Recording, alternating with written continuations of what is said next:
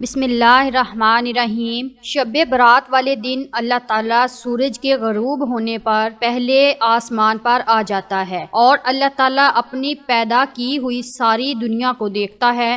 جب اللہ تعالیٰ دنیا میں اپنی پیدا کردہ مخلوق کی طرف نظر مارتا ہے تو جس جس انسان کو جس جس چیز کی ضرورت ہوتی ہے تو اللہ تعالیٰ اس کی ضروریات کو پورا کر دیتا ہے۔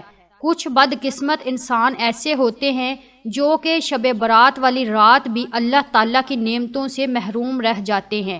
وہ کون سے لوگ ہیں؟ ہم آپ کو حدیث کے ذریعے بتاتے ہیں کہ وہ کون سے لوگ ہیں۔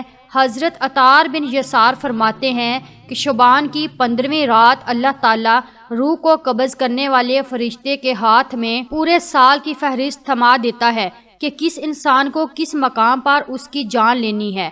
ملک الموت اللہ تعالیٰ کے حکم کی تعمیل کرتے ہوئے انسان کی روح قبض کرتا ہے۔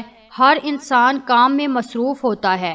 کسی کی خوشی کے موقع پر موت لکھی ہوتی ہے تو کسی کی غم کے دوران ہی روح قبض کر لی جاتی ہے اور کسی کی تکلیفوں کو برداشت کرتے ہوئے موت لکھی ہوتی ہے تو اس کو تکلیفیں پہنچا کر اس کی روح کو قبض کر لیا جاتا ہے۔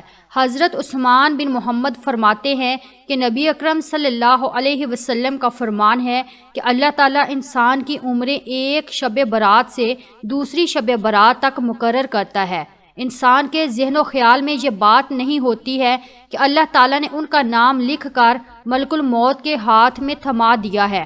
نبی اکرم صلی اللہ علیہ وسلم کا فرمان ہے کہ شعبان کے مہینے کی 15ویں رات ہر اس انسان کی فہرست تیار کر کے ملک الموت کے ہاتھوں میں دے دی جاتی ہے کہ کس کس کی موت اس سال ہونی ہے اور کس کس مقام پر اس کی روح قبض کرنی ہے۔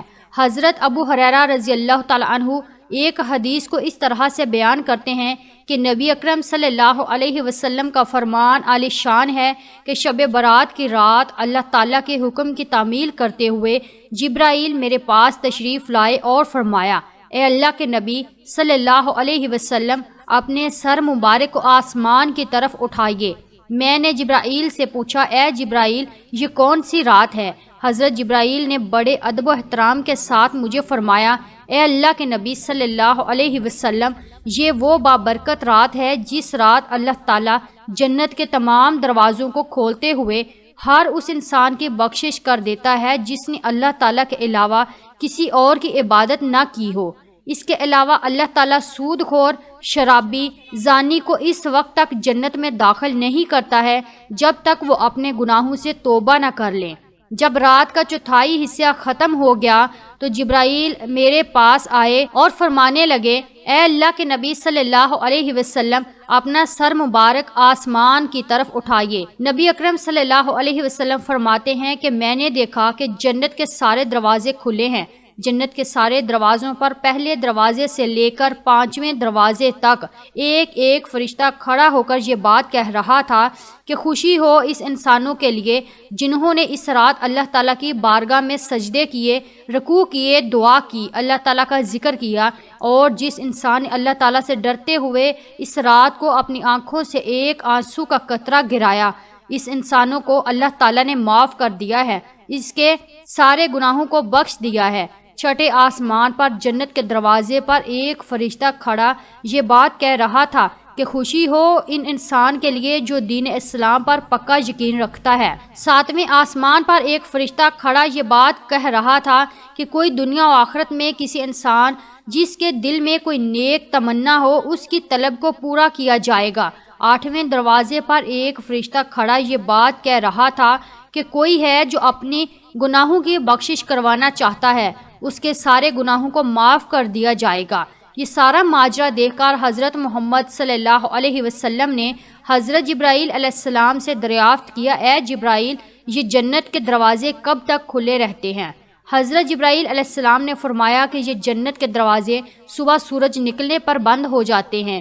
حضرت جبرائیل علیہ السلام نے مزید فرماتے ہوئے کہا کہ اس رات اللہ تعالیٰ بے شمار انسانوں کو جہنم سے نکال کر جنت میں داخل کر دیتا ہے۔ حضرت ابو بکر صدیق رضی اللہ تعالیٰ عنہ سے مروی ہے کہ نبی اکرم صلی اللہ علیہ وسلم نے فرمایا ہے کہ جب شب برات کی رات کا درمیانی وقت آتا ہے تو اللہ تعالیٰ اس وقت پہلے آسمان پر نازل ہوتا ہے۔ اس رات اللہ تعالیٰ سے بغض رکھنے والے اور اللہ تعالیٰ کے علاوہ کسی اور کی عبادت کرنے والے کی بخشش نہیں ہوتی، باقی سب کی بخشش اللہ پاک کر دیتا ہے۔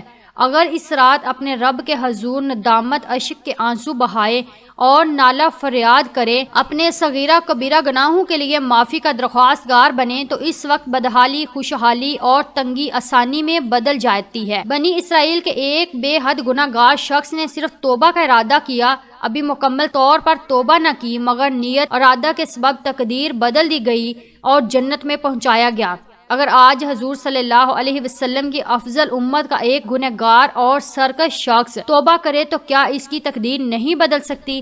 بالخصوص شب برات کا تو اور افضل مقام ہے، جہاں حضور صلی اللہ علیہ وسلم کے ارشاد گرامی کی روح سے اپنے رب سے گناہوں کی معافی مانگنا اور آہو زاری کر کے اپنے رب سے آئندہ گناہوں سے سچی توبہ کرنا ہے۔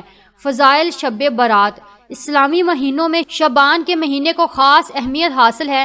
حضور اکرم صلی اللہ علیہ وسلم نے ارشاد فرمایا، شعبان میرا مہینہ ہے، اس ماہ میں عبادت کرنے کا بے حد ثواب ہے۔